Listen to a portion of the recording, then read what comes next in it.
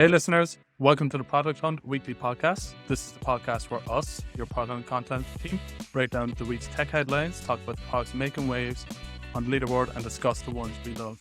I'm Aaron, I write the Daily Digest, and I'm joined today by Product Hunt CEO Rajiv Iyengar.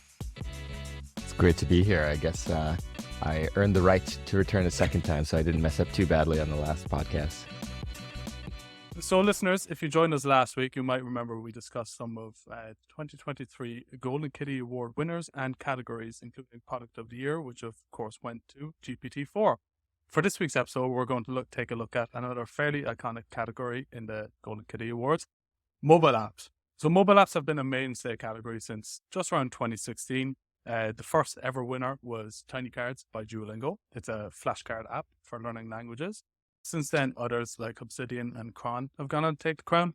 Cron, of course, was acquired by Notion back in 2022 and relaunched recently as Notion Calendar. Before we get into this year's winner, let's just have a quick glance at the category itself. We had 743 iOS launches. 65 of them were in the top 5. And for Android, we had 985. 70 were in the top 5. The peak was actually in around 2015, 2016.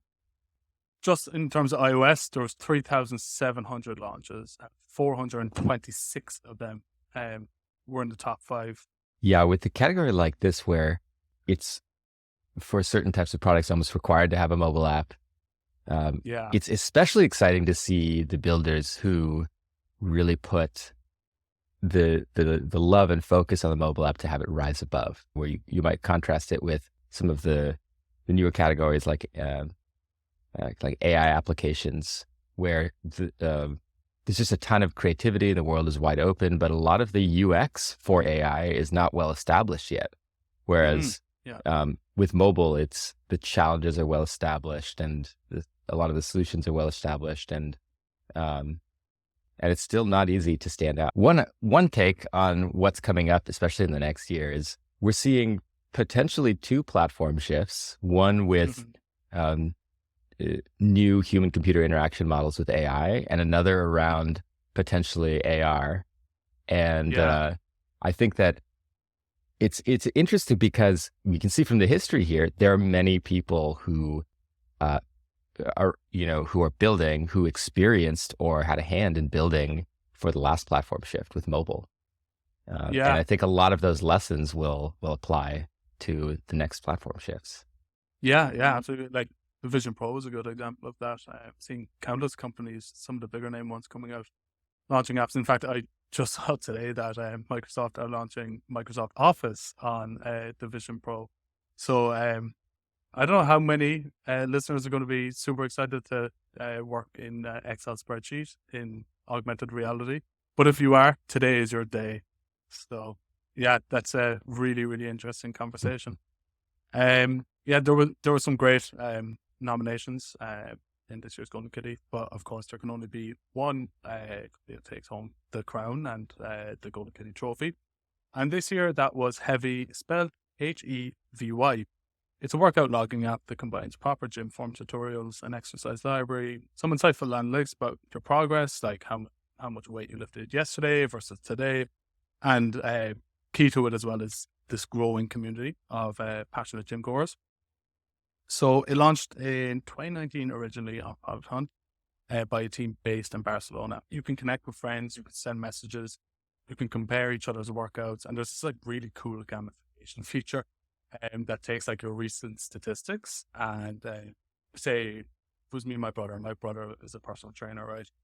And we both went for 2 or 3 workouts each, and it compared like maybe our most recent statistics, some of our body metrics and stuff, and it would determine who is strong and more, etc. In my case, it would 100% be my brother. No doubt about it. It'd be interesting to see if I would beat anyone. So far it has 3 million users today and thousands of reviews on the iOS App Store. And not too long ago, they also launched Heavy Coach. So Heavy Coach exists as the personal trainer's app. It kind of lets coaches manage their clients by workout routines and tracking progress. It's really cool to see a workout and training app start to break through like that. I know that like one, it is a category that makes a ton of sense to pour a lot of love into the mobile app for, because you're bringing your phone to the gym, not bringing your laptop. And there hasn't been, to my awareness, like a mobile app that's really broken through in the way that maybe Strava has broken through with outdoor exercise, or I think of Duolingo as paving the way for a lot of apps in this category with kind of social streaks and kind of social competitiveness. I would bet that a lot of they've taken a lot of inspiration from Strava or Duolingo, and I think like there's been a lot of progress and just evolution in how people think about working out. I know I've come to it somewhat recently. I've been climbing for almost 20 years and recently started working with a coach, and through that got to learn a lot about some of the latest training practices, and it's evolving pretty quickly. And I think the community aspect is great. Yeah, absolutely. I only recently downloaded All Trails. It has, last time I checked, over 1 million paid subscribers. It has tens of millions daily active users. And I think, like, looking back, I think the pandemic that we just went through did a lot of good. If you take heavy, this is an app that you can use at home as well. I've used it at home. It has form tutorials for home workouts and everything, which I'm sure they probably leveraged during the pandemic. Another reason I'm kind of excited to see that an app like this break through is that historically this category has been really fragmented, and a lot of the apps have found like a lot of love, but in small markets. Because the way people think about training can be varied. Very similar to productivity, and personal productivity. But like, I'm starting to become aware of a lot of apps that are focused on niches. For example, like from the worlds that are interesting to me, you have Kaya, and for climbing, like logging your climbs, indoors and outdoors. You have Crimped for training, and then there's a community of students who practice classical music. Tonic app, and it's really cool to see the influences that all of these apps have, and again a lot of references to like Duolingo and Strava. But nice. Yeah, I'm looking forward to like even more kind of varied interests as we go forward. I mean, that's sort of what the internet is about. I think a lot of apps now are kind of capitalizing on these niche communities that people want. So like a few that I'm involved in are like houseplants and like homegrown vegetables, and of course cooking and stuff. And I think the kind of natural progression for this is to make native apps out of it as well. But yeah, some others that were nominations in the 2023 Golden Kitty Awards were Tascade, which is an all-in-one collaboration tool for teams, and Rainbow AI, an AI-powered weather app designed to make both the weather and you more predictable, which, as someone living in Ireland, is really, really useful, considering we had 2 storms, one after the other last week, with basically zero warning. Me in San Francisco, I was like, you could have a weather app that's just a static screen that says it's slightly chilly, and I'd be fine. No, they should make one for like timing the exact moments. Carol, the fog, right? Yeah. The exact moments Carol comes in and goes away, maybe. Do you remember the weather app? Yeah. Oh, it was great. It was so beautifully designed. Speaking of beautiful iOS apps, it's just like, it's cold. That's all it said. Or like, it's hot. Yeah, it was just it's so simple and so beautiful. I love that. I'm pretty sure over here, 9 days out of 10, it's like it's raining. Yeah. I do miss the like playfulness of the early mobile days, where you had this explosion of people just trying out the platform. Like, I remember there was this app that had a red icon and it was called Ethan, and you text Ethan. You just message Ethan. Yeah, and he would message back until he got overloaded. Just playing with the platform. It's like the Duchamp's toilet of mobile apps, I saw a TikTok that that was super nostalgic for me. Do you remember like the beer apps? And you'd like hold your phone up, like when the iPhone first kind of came out, and the beer would like go away as in to say that you were drinking it. I love those things. I thought I was so cool. With that app. And there was like a lighter one, and I remember someone released, I think it was like the Diamond app or something. It was like $9,000, and all it was like a picture of a diamond. Yeah, I think that's the fun thing with the early days of a platform shift. And we're seeing that with AI, just the playfulness. I love that really early phase when people are just messing around with things, seeing what they can break, seeing what the limits are, seeing how they can make people laugh with it, how they can go viral with it. But yeah, listeners, that is your rundown for the mobile app category in the Product Golden Kitty Awards for 2023. Again, big congratulations to Heavy, spelled Hevy, if you're looking for in the App Store. Congrats to all the other nominations that made it through. So, listeners, sticking to the theme of the 2023 Golden Kitty Awards, next up we have an interview with Bobby Pinero, founder of Equals, whose product Dashboard went on to win the Data and Data Security category in the 2023 Golden Kitty Awards. Sarah, my co-host, who's back from vacation, is here to introduce Bobby. Thanks, Aaron. And Bobby, it's great to see you. I think a year and a half since I saw your launch, first come across Product Hunt. And that was Equals. So Equals launched on Product Hunt in June of 2022. So about a year and a half now. And it's a next generation spreadsheet, and it integrates directly to your data. By the way, I was just looking at your website. I love the branding and tone there. A lot of fun stuff. Definitely very modern and not stuffy, as we expect spreadsheets to be. But yeah, Bobby, I'd love for you to just give a little bit of intro for those who aren't familiar with Equals. What is Equals? What is a next-gen spreadsheet? Thanks, Sarah. Yeah, really excited to be on, and just kind of flattered that the community voted us the best data product in 2023. Just really, really, really excited about that and the progress that we've made. So what is Equals? Well, maybe before I say what is Equals, my background before I started Equals about 3 years ago, my co-founder, Ben. Before that, spent about 10 years as an analyst myself, and did that primarily at a company called Intercom. Was there from 20 employees through 700 employees. And so Equals for me was my answer for what is the data tool that I wish had existed in those kind of 8 years of that journey. And the whole thesis behind Equals is that the spreadsheet's right. People want a spreadsheet.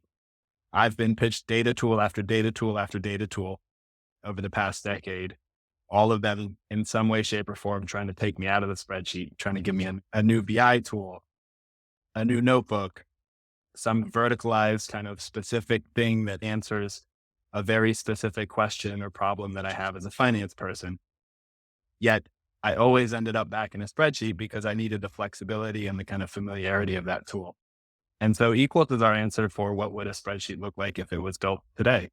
Google Sheets was built 17 years ago. Excel was built almost 40 years ago. And so it's just true that if a spreadsheet were to be rebuilt today, one, it would be connected to all the places where you do analyses. Analyses start today in databases, in modern SaaS tools.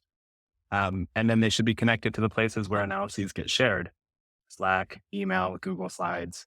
And so Equals is that. It's a spreadsheet connected to where your analysis start and where your analyses end. I just have one thing to say about Equals and Dashboard. It's probably the first time I've had fun using a spreadsheet in my whole life. Yes. I think so.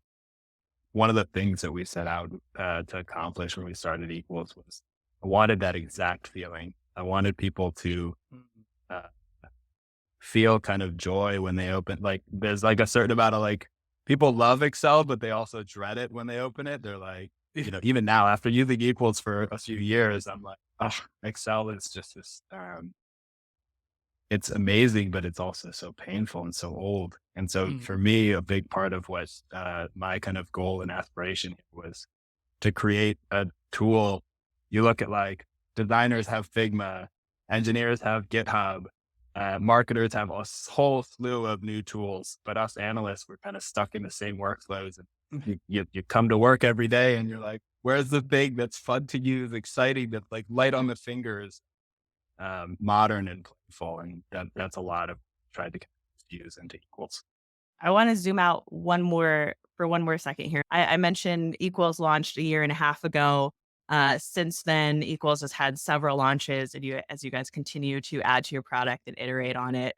Tell me a little bit more about Dashboards, which is the launch that you guys actually won the Golden Kitty with, and again, just one of the most recent iterations of your product. Yeah, Dashboards. You can kind of think of Equals now. So prior to Dashboards, you could think of Equals as kind of two components. One was the spreadsheet. So we rebuilt the spreadsheet from the ground up. We've added some kind of modern elements to it. But at the core, Equals is a spreadsheet that works exactly like Google Sheets, exactly like Excel, down to the shortcuts, down to the formulas, everything. And then the second piece of Equals are all the connectors. So you can connect to SQL databases, you can connect anywhere your data is, Salesforce, Stripe, QuickBooks, Google Analytics, AdWords, LinkedIn ads, Facebook ads, you name it. And so Dashboards kind of rounds out the third piece of Equals, which is if you can connect to all your places where your data lives, work with it live in a spreadsheet. You've got, again, the spreadsheet here at the center to kind of build any analysis you want to. Dashboards is kind of the front end to your spreadsheet. It's the place where you can go and build a BI grade type summary of your analyses. And then most importantly, one of the things that I always struggled with, or one of my frustrations with BI tools in general, was you end up building all these dashboards that you ask people to log in and go look at, and they never do because they have to remember to log into them. And so a big component of our version of dashboards is that they're connected and pushed into the places where people do their work already. So analyses and data and reports meet people where they're having conversations about their business, where they're having conversations with their colleagues. So that just felt a really, really important component of Dashboard. When we started this call, Bobby was making a joke that he's turning this into a sales call to get the team using Equals, and it's definitely working already. I mean, as a marketer, I have many sources of data. You mentioned data analysts. Who is Equals or Dashboards for? Is it for the data analysts or is it for everyone? Yeah, it's so the kind of primary people that use Equals today are early stage companies, Series A, Series B, even earlier than that. We get a lot of founders who are trying to consolidate all their different data sources. But our kind of sweet spot are folks like me 8 years ago, 10 years ago when I first joined Intercom. It's that first finance hire. It's the first biz ops hire. It's the first kind of person who is responsible for building out the set of reporting at a company. It might be a founder in some cases, but it's, Equals is in this really unique position where almost every other data tool out there connects only to a database. But early stage companies, they haven't gone through the process of consolidating all of their data. They don't have everything in the database. And so go look at most early stage companies and they're either not looking at metrics because they can't pull it all together, or when they do have to look at things, they're looking at it on a too infrequent basis, or they're spending just far too much time doing it. And so we fit in because we can connect to all the things that they work with. We allow them to automate it. We allow them to work in a way in which they already know. They don't have to learn another tool. And then they can move quickly because their analyses are pushed direct places where they already do their work. That's awesome. And I think that echoing what Aaron mentioned earlier, you've managed to pave a really smooth path for the new user. Like Aaron and I were able to get Intercom hooked up and have a report sent out to Slack in a channel in about 5 minutes. And it felt nice. We still have a lot of work to do, but that's awesome to hear. That's really good. Yeah. I've got some questions kind of on your days at Intercom, and then I want to dive into some questions on Equals because it's a really interesting type of product working with an existing category, which is spreadsheets, that has a ton of history and a ton of complexity and a ton of power. First, actually, I got a question from a friend from Intercom, Patrick Finlay. He said he noted that like you were there very, very early, from I think under $1 million ARR to over 120 million, and thought that maybe you have some interesting thoughts on picking a rocket ship I think for me, when I joined Intercom, the main thing that I was looking for, if I were to go join another early stage company, the main thing again I look for are, and this is built into the DNA of Equals as well. For me, it was really, really important that the company be product first, that the founders that I work with are product people, that they are people who love innovating, that can build world-class product, that have all sorts of crazy, creative new ideas. The reason you see us ship so fast is that's how the job I was in prior to Intercom. I was in a company where the founders were more kind of marketing-y, sales-y techniques. And we just ran into these issues where we'd get to a point where we had the LTV model down to science. We could bid on AdWords. We knew the CPCs. We knew exactly how to acquire customers. But as soon as that market started to mature a little bit, competitors started to come in, CPCs started to go up.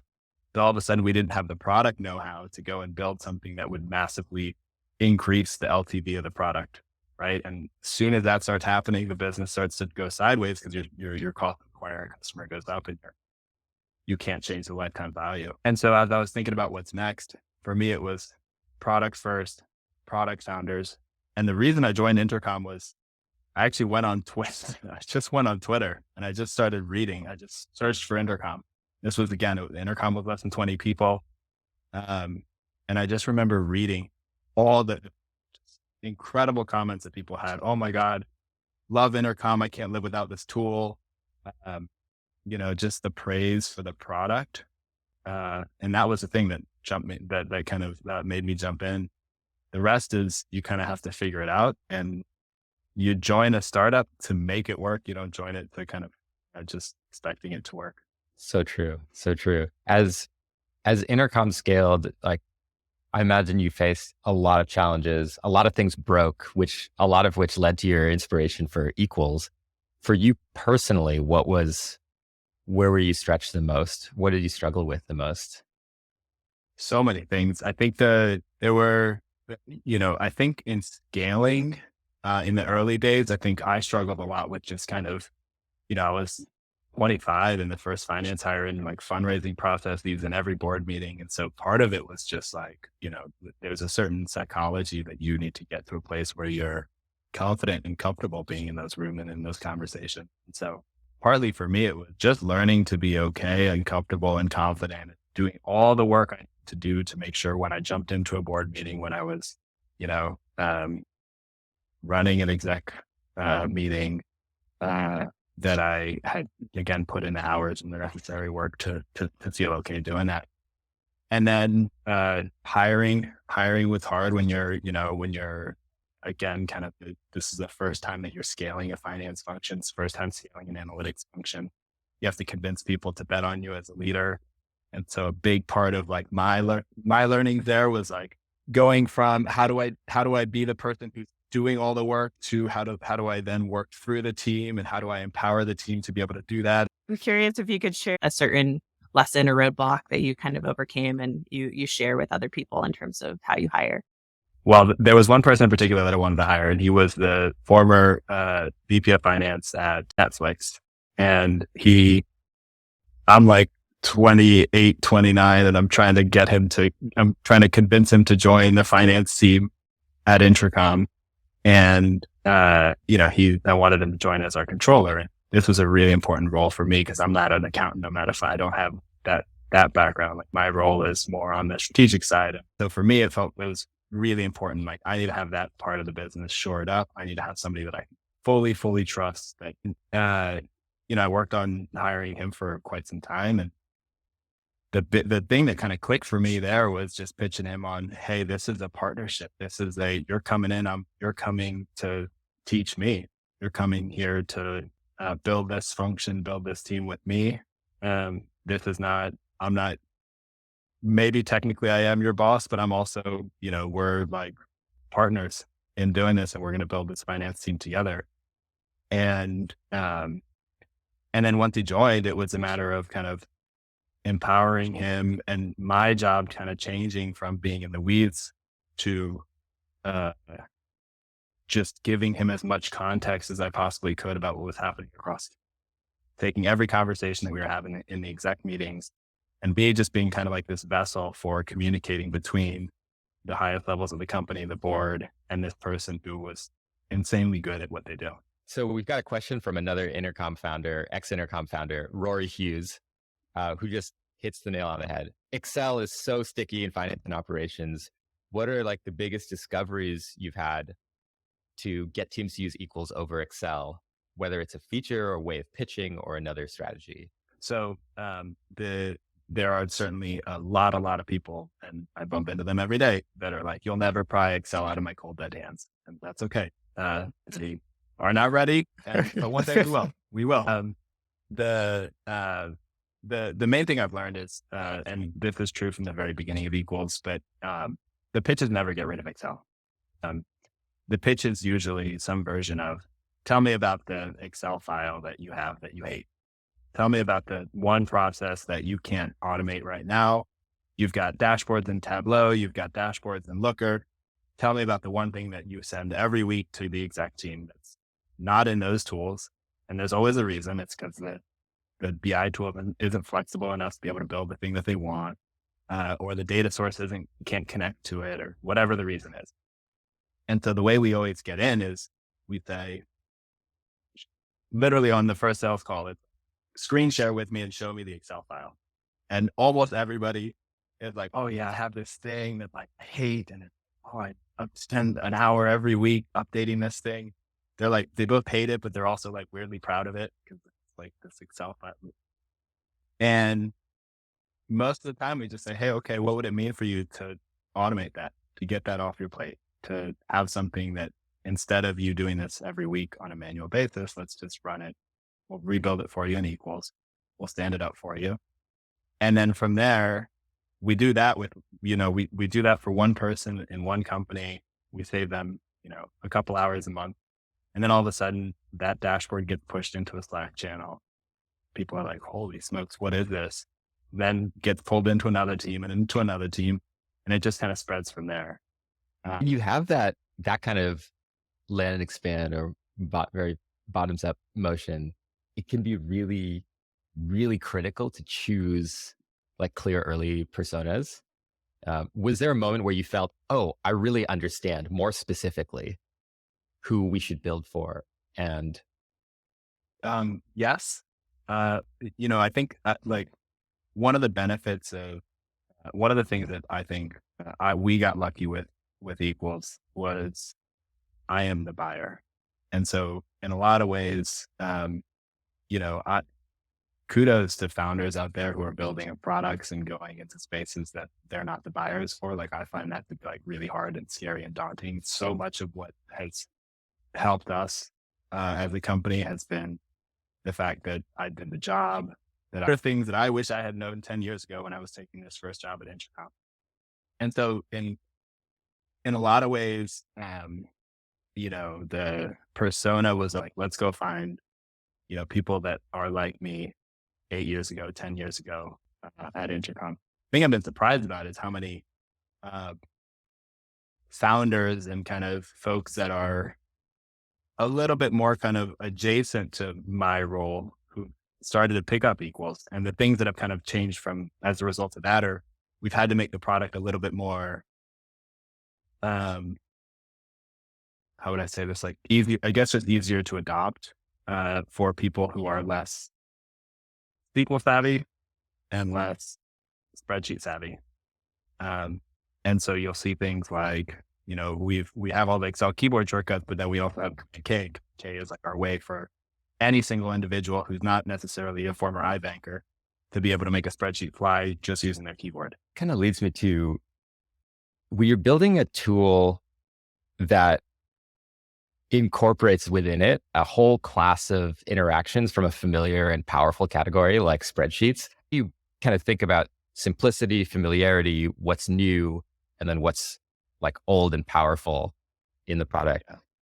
It's a great question. So when we started Equals, one of the most common reactions we got when we were going out to fundraise for our seed was, no way, no chance, absolutely no, like you won't be able to do it. Do you know how many dead spreadsheet companies there are? Do you know how many people have tried to do this and failed? And I think the thing that the insight that we had that, and look, it's all still TBD and to be proven. We have a long way to go. But the insight that I think we had that was different from, I think, a lot of these other kind of dead spreadsheet companies and folks that have taken on Excel and Sheets. And this gets to the UX point, was that we actually, like, the spreadsheet is correct. And so the reason why we were able to build, like, people said, you're never going to build it. It's impossible. And the reason why we were able to build Equals so fast, and the got an incredible R&D team, incredible co-founder, but he's just like world class. But the thing that we set out from the very beginning was we're not changing anything about the spreadsheet. And so we're making one bet, one single product bet. The bet is that if we build a spreadsheet that's connected to your data, that is a winning product. That solves enough of a problem for enough people for us to get early traction to then go and build all the things that we want to build down the line. But the bet was the spreadsheet. So from the very beginning, from the moment we hired our very first engineer, the directive was do not change a single thing about the spreadsheet. I don't want to hear about a new way a formula should work. A pivot table should be the exact same thing. I don't want to hear a new concept for conditional formatting, for sorting, for filtering, nothing. Like, exactly the same. And a lot of folks spend, you can spend a lot of time rethinking what a pivot table should be. Could spend years doing that, redesigning it, like it should work this way. And so for us, it was that if you have a question about how it works, open up Excel. And that allowed us to really, really quickly. And then over time, we got to that point where it was, okay, we've got this connected spreadsheet. We're starting to get people on, we solve a real problem for real people. We get real workflows. Okay, then now what are the things that we can start to do to evolve the spreadsheet? What are ways we can make, delight people? What are ways in which we can solve for the really annoying things in Excel? Like if you move a column around and all your formulas break, is there a better way to do that? But not from the beginning. We don't want to educate people on that. We don't want to have to build it. We design it. We think about it. It sounds like there's two advantages to that approach. If I were to play back what I heard, like in the early days when you're building an innovation on top of a really powerful existing tool, you need to be very focused on what your innovation surface area is. And that has an advantage both in speed of building and also in, as you're getting early feedback from users, they're responding to one thing that is new. And then as you discover like what the hook is, as users pull on that hook and ask you for more and more value, they'll start to ask you for changes in some of the more familiar parts as well. But then you have user signal and you can build to that with confidence. That was it. That's exactly it. It was make one bet. And so the one bet was data connected to a spreadsheet. And then from there, then we're not, like, to your point, we're not confused about, is it the pivot table thing? Is it the way charts are? No, we know people are coming to us for the data problem, and that's the thing that we're solving. And then from there, the other piece of it that I would say was really important in the early days, Matima, we have something that's okay enough. Can we ship it? Can we start getting people using it?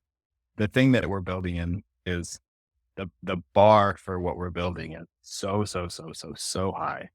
People have such high expectations. When you say spreadsheet, most of the time when we say we're a modern spreadsheet, people are like, yeah, right. It's not actually a spreadsheet. But there are two spreadsheets out there. It's not really a spreadsheet. That's because people's expectations of what a spreadsheet is, again, so high. And so we, from the, Ben, my co-founder, and I pushed really hard on the team, and we had to explain it often, every week, remind people why we're building so much before we take it into market, why we're demanding that the spreadsheet work, be like a traditional kind of startup MVP. It has to be a complete build. It has to feel like a spreadsheet. It has to have, 80% of the features of a spreadsheet. The interactions have to be slick. It has to be fast because that's what people expect of it. And so it was the one bet, and then it was a really big bet. And we needed to get that bet to almost completion before we could launch something. I've got this I got this question that from the world of analytics, because I used to be in the data science world. I don't know if it applies to spreadsheets, but I think a lot in terms of analytics tools of signal to noise at the organizational level. Like you can make certain analytics tools that make it really quick and easy to get wrong answers. And that can be profoundly damaging to the organization because it's really hard to validate. It's not like code where you can run it and see if it compiles or run tests. It's very hard to do that with data.